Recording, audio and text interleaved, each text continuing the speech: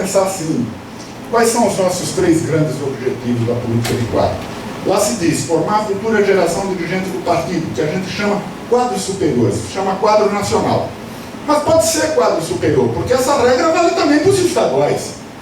A direção que vai ter no partido em São Paulo daqui a 5 anos, vocês estão construindo agora. Se vocês tiverem visão. É o que eu chamo tomografia computadorizada. Quais são os quadros promissores e como eu pego eles e vou preparando. Não é chegar na véspera da conferência e lembrar de gente que fez boa intervenção, se é bom mesmo para o estadual. É um processo de construção proativa, né? Segundo objetivo, quadros intermediários e de base para sustentar a vida militante. E o terceiro objetivo, as políticas específicas.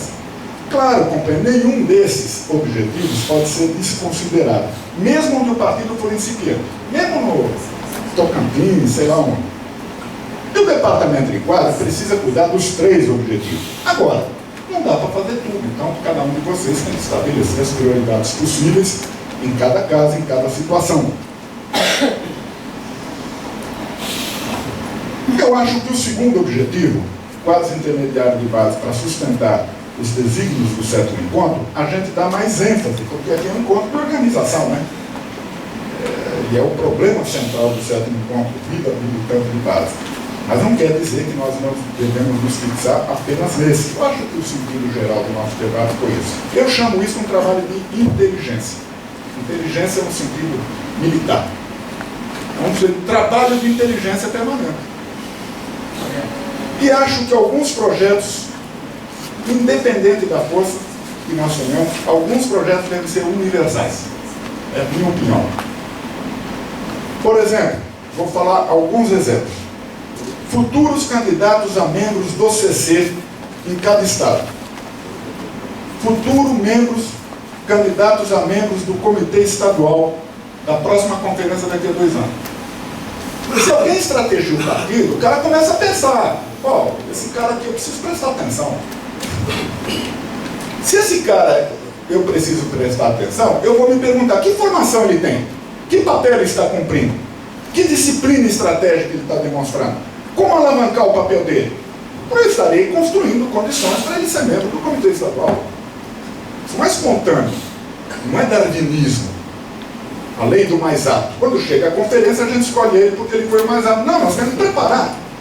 Nosso comitê central tem 103 membros, nós elencamos 350 em todo o país.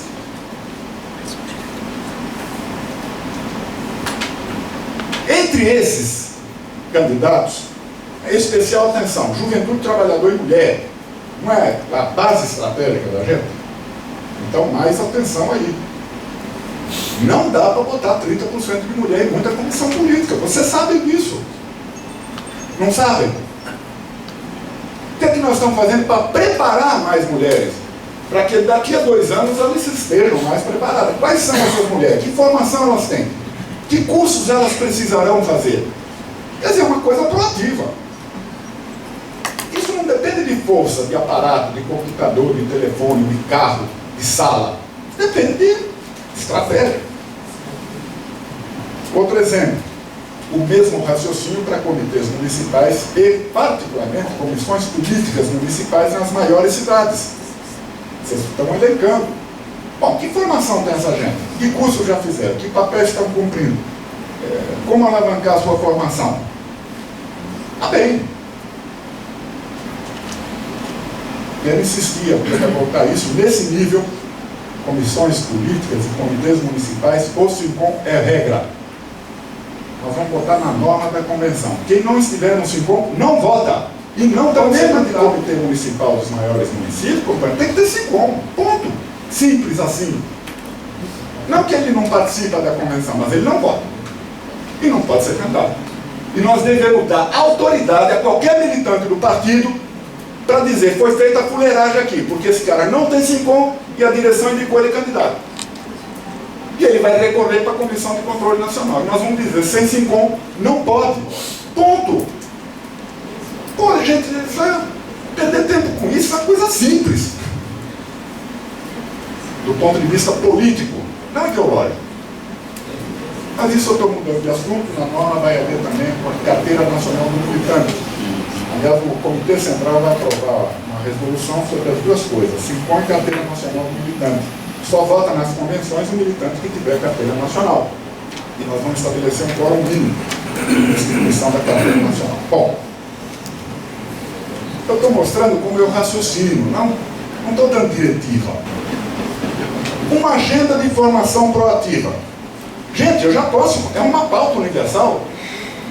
Eu já posso fazer uma lista com a previsão estratégica de quem é prioritário para eu formar. Trabalhadores, jovens e mulheres. Para cursos, seminários, estudos estratégicos e as diversas iniciativas.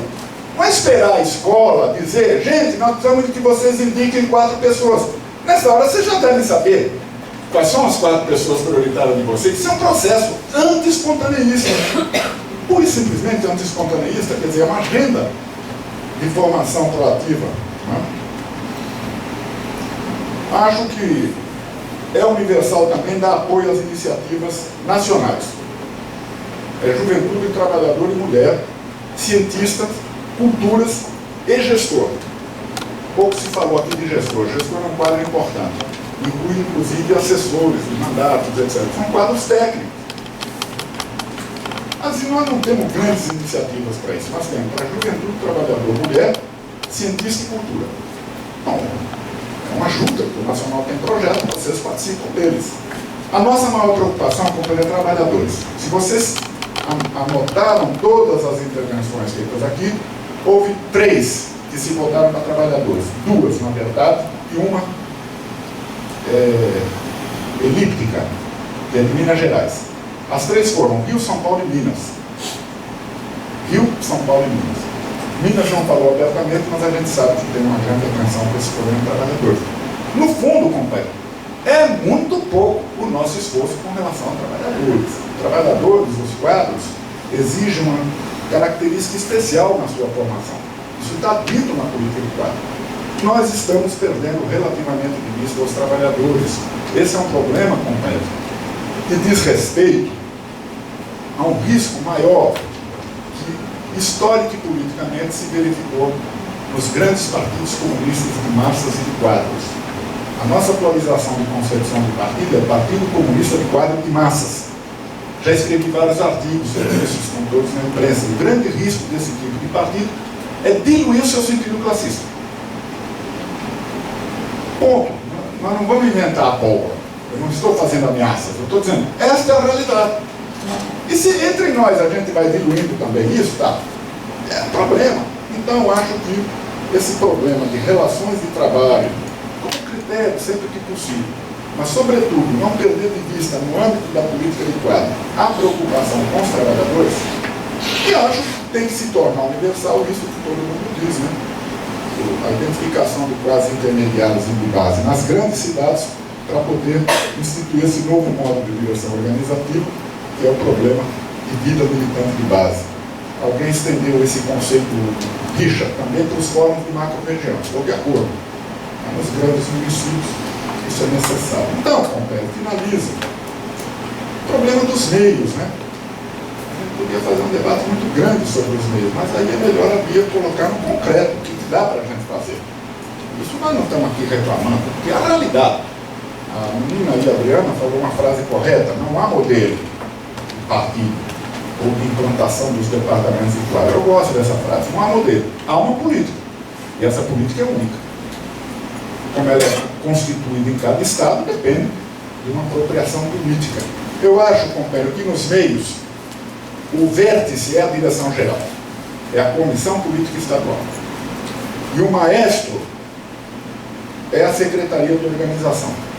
O departamento de quadro vai crescentemente assumindo uma dimensão representativa perante o partido, é um suporte essencial do Comitê Estadual, da Comissão Política Estadual, não apenas da Secretaria Estadual de Organização, mas é regida pela Secretaria Estadual.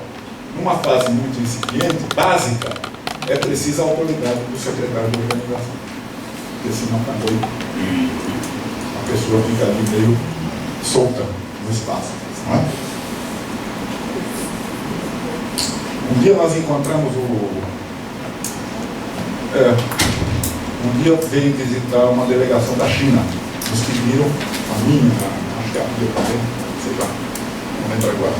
fazer uma percepção, porque ele era chefe do departamento de quadros do Comitê Central. E papo vai, papo vem, foi uma boa conversa. Mas como é que é a estrutura de vocês? É isso, nós devemos ter os 1.200 quadros nacionais, que a gente tenta fazer gestão. Desses, uns 40 ou 50 são profissionalizados em nível nacional, o resto é dos estados, eu não tenho esse número. E tentamos identificar aí cerca de 10, 20 mil quadros intermediários e papapá. Falou, muito bom, anotou, gostou, parabéns. Não quis falar muito dele. Ele é chefe do departamento de quadros do Comitê Central. Aí, quando ele falou, o meu departamento cuida de 100 mil quadros, que são os assessores do Comitê Central. Claro, você da China quer dizer, uma espécie de funcionalismo público do partido, né? Recursos humanos do partido. Mas ele dirige isso. Nós não temos um modelo, não vamos seguir o modelo da China. Mas no fundo o que eu estou dizendo é o seguinte: puxa vida, eu estou fazendo a gestão dos quadros. Se eu tiver os quadros, eu tenho a radiografia, eu tenho a ossatura, o músculo, a pele, o coração, as vistas, depois a gente vê. Bom, acho que vocês devem elaborar o plano em cada caso. Acho que esse plano deve ser pautado na Comissão Política Estadual, deve ser levado ao Comitê Estadual, e esse plano precisa de um suporte adequado, cadastramento, informação, capacidade de a gente se comunicar com essas pessoas que são os quadros, ter e-mail de todo mundo, etc, etc. E acho que vocês, a partir desse plano, uma coisa que eu acho importante, sempre tenho dito para mim, são as interfaces. Boa parte da política de quadros, não é nós que fazemos, e nem nós somos uns cadastradores de quadros. Feita uma discussão desse tipo, nós temos que pautar. Nós reunimos com frequência com o Nivaldo da Frente Sindical, e com queixa. A Frente Sindical precisa pautar desde já quais são os 200 ou 300 quadros de trabalhadores em todo o país que supostamente poderiam ser candidatos a membros do Comitê Central e que tipo de atividade nós devemos ter junto a eles. A mesma coisa com mulheres, a mesma coisa com juventude. A juventude funciona brilhantemente. As outras companhias ficam ali, expectantes. Nós levamos para o Comitê Central um bom menino, de orgulho, o Tiago, do Paraná. O nome dele foi levantado na véspera. Isso é um desdouro para o partido. Quer dizer, na véspera você descobre que tem um operário que talvez pudesse ser. Isso é espontaneismo, companheiro. Então nós temos que pautar as frentes. Com que autoridade? Do departamento de quadro? Não dá. Da Secretaria de Organização? Também às vezes não dá. É com a autoridade da Comissão Política. Discutir o plano. O plano do partido é 100, nós vamos fazer um plano aqui no estado de 20, porque nós não temos força, mas esse plano vale para a Secretaria Sindical, para os outros estados e para os outros. Então tem que definir essas interfaces. O que eu quero dizer é que quem pauta os objetivos e metas de política de quadros para a Frente Sindical de Trabalhadores e Juventude somos nós. Somos nós. Então é isso, eu termino aqui. Acho que os secretários de organização que conseguiram encabeçar isso há algum tempo não vão perder direção geral. Tem que combinar ambas as coisas, aumentar a autoridade de direção geral, mas se dedicar mais tempo à direção organizativa concreta. E acho que o congresso nosso vai ser dentro de 1 ano e meio.